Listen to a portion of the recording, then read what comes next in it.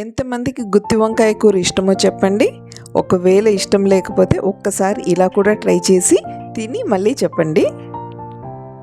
Welcome to vibrant వంటిల్లు. నేను ప్రశాంతి.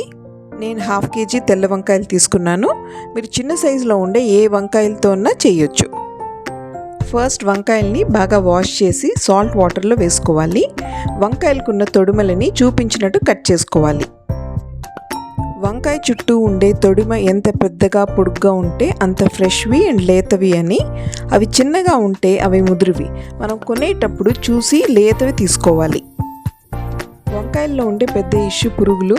వంకాయల మీద నల్ల మచ్చలు ఉంటే పురుగులు ఉండే ఛాన్సెస్ ఎక్కువ. సో చూసి తీసుకోవాలి. మనం కట్ చేశాక కూడా జాగ్రత్తగా చూడాలి. పుచ్చులు ఉంటే అవి పడేయాలి. వీలైతే వంకాయలన్నీ ఒకే సైజులో ఉండేవి తీసుకోండి. అప్పుడు అన్నీ ఒకేసారి ఉడుకుతాయి.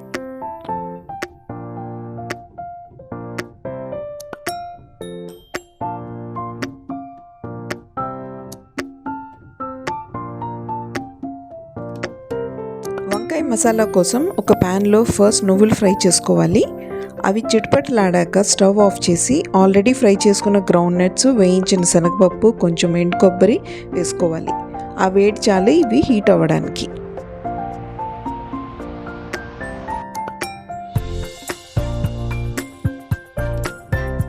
అవి చల్లారాక మిక్సీ జార్లో వేసుకోవాలి. వీటితో పాటు సరిపడా ఉప్పు, పసుపు, గరం మసాలా, మిరియాల పొడి, మిరప్పొడి, ధనియాల పొడి, ఒక వెల్లుల్లి వేసుకొని వీలైనంత మెత్తగా గ్రైండ్ చేసుకోవాలి. మరీ మెత్తగా వేసుకోవడానికి ట్రై చేయకండి. అప్పుడు నువ్వులు, గ్రౌండ్ నట్స్ నుండి ఆయిల్ వచ్చి పౌడర్ స్టిక్కీగా తయారవుతుంది. అప్పుడు మసాలా స్టఫ్ చేయడానికి ఈజీగా ఉండదు.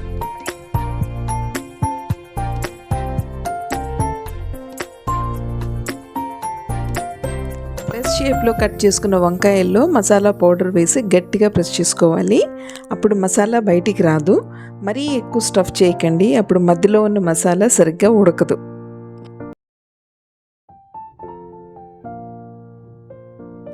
వంకాయల్ని స్టఫ్ చేశాక మిగిలిన మసాలా అంతా మనం కర్రీ చేసేటప్పుడు వాడుకుంటాము. స్టవ్ ఆన్ చేసి ఫ్లాట్గా ఉండే ప్యాన్లో ఒక 1/2 కప్ ఆయిల్ వేసుకోవాలి. ఈ కర్రీకి ఆయిల్ కాస్త ఎక్కువే వేసుకోవాలి. తిరగమాతలో వడియం, జీలకర్ర, ఇంగువ వేసుకున్నాను. వడియం లేకపోతే నార్మల్గా ఆవాలు, జీలకర్ర వేసుకున్నా పర్వాలేదు. వడియం వల్ల మంచి అరోమా వస్తుంది కర్రీకి. వడియం బాగా ఫ్రై అయ్యాక పచ్చిమిర్చి, ఎండుమిర్చి, కరివేపాకు వేసుకోవాలి. అలానే 2 మీడియం సైజ్ ఆనియన్స్ కట్ చేసి వేగనిచ్చి అల్లం వెల్లుల్లి పేస్ట్ కూడా వేసి కాసేపు ఫ్రై చేసుకోవాలి.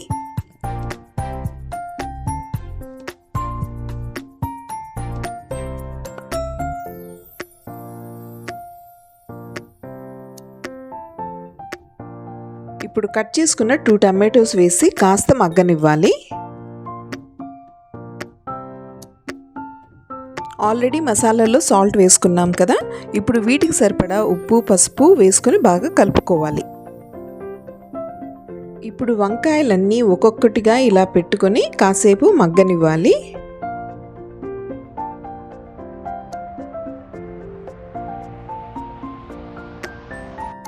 ఇంకొక సైడ్కి తిప్పుకొని మగ్గించుకోవాలి. మూత పెట్టకుండా ఇలానే 2 నిమిషాలకు ఒకసారి తిప్పి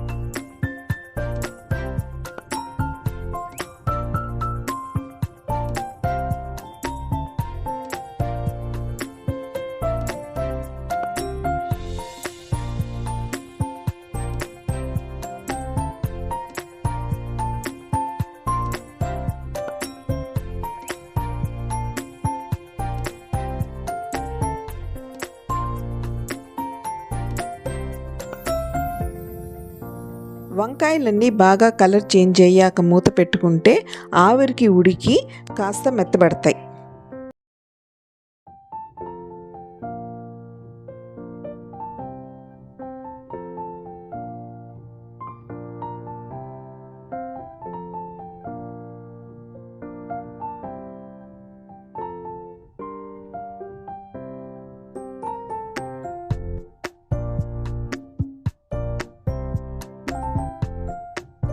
మిగిలిన మసాలా పౌడర్ వేసుకొని బాగా కలుపుకోవాలి. ఒకవేళ స్టఫ్ చేశాక మసాలా పౌడర్ మిగలకపోతే మనకి గ్రేవీ క్వాంటిటీ తగ్గుతుంది అంతే.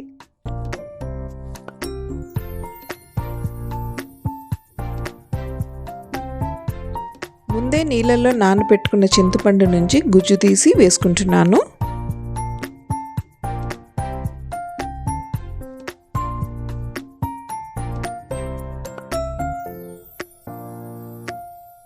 కొన్ని నీళ్లు పోసి ఉడికించుకుంటే వంకాయలకు పులుపు బాగా పట్టి రుచిగా ఉంటాయి.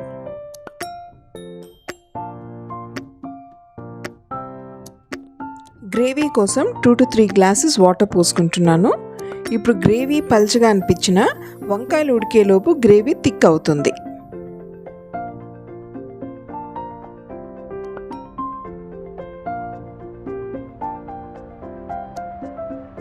ఒకసారి టేస్ట్ చెక్ చేసి అవసరమైతే ఉప్పు మిరప్పొడి కలుపుకోవాలి.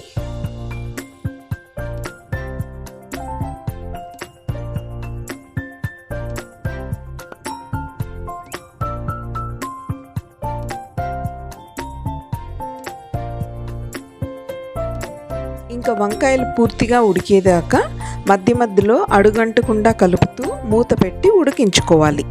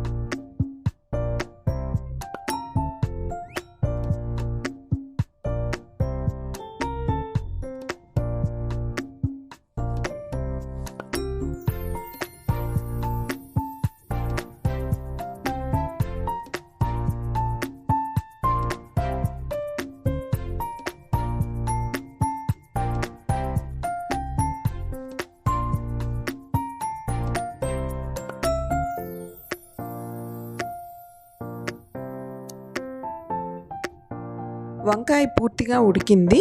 ఇంకొక 2 నిమిషాలు మూత పెట్టుకుంటే ఆయిల్ అంతా బయటకు వచ్చేస్తుంది.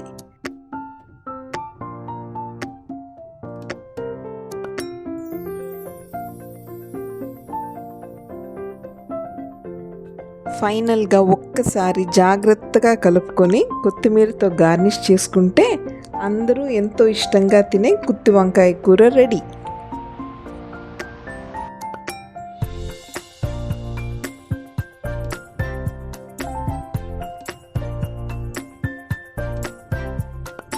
చూస్తుంటేనే నోట్లో నీళ్ళు ఉడుతున్నాయి కదా. సో మీరు వెంటనే చేసుకొని ఎలా ఉందో కామెంట్ చేయండి.